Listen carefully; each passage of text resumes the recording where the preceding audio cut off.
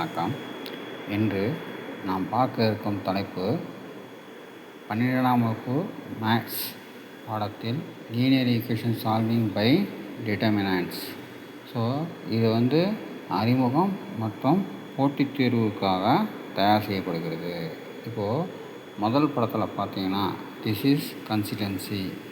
So இதில் green கலரில் rectangle ஷேப்பில் 5/5 ரெக்டாங்கிள்ஸ் கம்ப்ளீட்டாக ஆக்குபை பண்ணியிருக்கு. ஸோ இதில் எந்த கலர்ஸும் உள்ளே ஆட் பண்ணவும் முடியாது. இதனோட வேல்யூஸ் எல்லாம் டிட்டர்மின்டு. ஸோ இதை கால்குலேட் பண்ணும்பொழுது நம்மளுக்கு கரெக்டான ஒரு வேல்யூஸ் கிடைக்கும். இப்போ அடுத்து ரெண்டாவதில் பார்த்தீங்க அப்படின்னா this is also consistency. So இதில் க்ரீன் பாதியும் ஒயிட் பாதியும் கலந்துருக்கும். ஸோ இப்போ இதில் என்ன ஆகும் அப்படின்னு சொல்லிட்டு பார்த்தீங்க அப்படின்னாக்கா, ஸோ நம்ம சொல்கிற அந்த க்ரீனும் அவைலபிள், க்ரீனை தவிர்த்து அதர் வேல்யூஸும் அவைலபிள். அப்போது ஆன்சர் கிடைக்கும். அது என்னவாக இருக்காது, யூனிக்காக இருக்காது. கடைசியாக திஸ் இஸ் இன்கன்சிஸ்டன்ட். இதில் 5/5 பாக்ஸ் மட்டும் இருக்குது. ஆனால் இதில் எந்த கலருமே ஃபில் ஆகலை. ஸோ அப்போது ஷேப் மட்டும் அந்த ஃபார்மேட்டில் இருக்குது.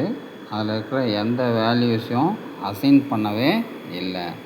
ஸோ இப்போ இந்த 3 கான்செப்டை வச்சுட்டு லீனியர் ஈக்குவேஷன் சால்விங்கில் பார்த்தீங்கன்னாக்கா, ஃபஸ்ட்டு ஒன் அந்த வேல்யூஸ் மாற்ற முடியாது அப்படின்னாக்கா அதில் ஆல்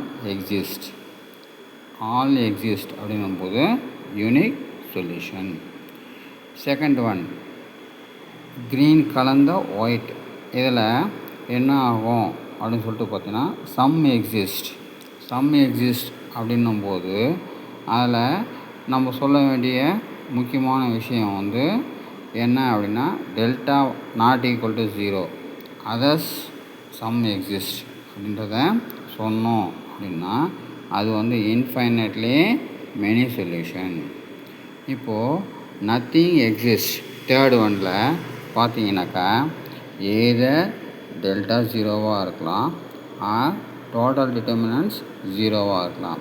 ஸோ இந்த மாதிரி இருந்தது அப்படின்னு சொன்னீங்கன்னாக்கா இன்கன்சிஸ்டன்ட் அப்படின்னு சொல்லிட்டு சொல்கிறோம். ஸோ இப்போது கன்சிஸ்டண்ட்டில் பார்த்தீங்க அப்படின்னு சொன்னீங்கன்னாக்கா delta X, delta Y, delta Z. So இந்த மாதிரி எல்லா வேல்யூஸ்க்குமே டிட்டர்மின்ட் வேல்யூஸ் இருக்கும். டிட்டர்மின்ட் வேல்யூஸ் இருக்கும்போது அதனுடைய கரஸ்பாண்டிங் எக்ஸு, ஒய்இ, ஜெட்டு அதனுடைய வேல்யூஸும் டிட்டர்மின்டாக இருக்கும். இதுதான் யூனிக் சொல்யூஷனுக்கான ஜஸ்ட் கிரிட்டீரியா. ஓகேவா? ஸோ செகண்ட் ஒன் பார்த்தீங்க அப்படின்னாக்கா delta not equal to 0 but other values zeros ஆகலாம், வேரி ஆகலாம். அந்த சுச்சுவேஷனில் என்ன ஆகும் அப்படின்னாக்கா வேல்யூஸ் கிடைக்கும், யூனிக்காக கிடைக்காது. என்ன ஆகும் அப்படின்னு சொல்லிட்டு பார்த்தீங்கன்னா K equal to assigning values அப்படின்னு சொல்லிட்டு சொல்லுவோம். ஸோ அதில் அது கரெக்டாக அமைஞ்சிருந்தால் வந்திருக்கிற வேல்யூஸும் இருக்கும், அதுக்கு பிலோ அபவ் வேல்யூஸும் அதில் கிராஸ் ஆகும். ஸோ அந்த இடத்துல என்ன அப்படின்னு சொல்லிட்டு பார்த்தீங்கன்னா இன்ஃபைனட்லி மெனி சொல்யூஷன். இப்போது அடுத்தபடியாக பார்த்தீங்கன்னா தேர்ட் ஒனில் பாக்ஸ் மட்டுமே இருக்கும்.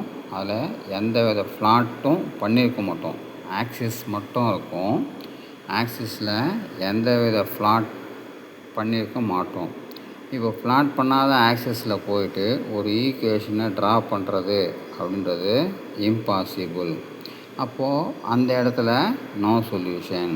ஸோ அப்போது ட்ரா பண்ணாத அந்த ஒரு இடம்தான் இன்கன்சிஸ்டண்ட்டாக இருக்குமா சார் அப்படின்னு சொல்லிட்டு கேட்டிங்கன்னா அப்படி இல்லை. அதில் பார்த்தீங்க அப்படின்னு சொல்லிட்டு சொன்னீங்கன்னாக்கா டெல்டா ஈக்குவல் டு 0 அப்படின்றது மட்டும் நம்ம 12th சொல்லுவோம்.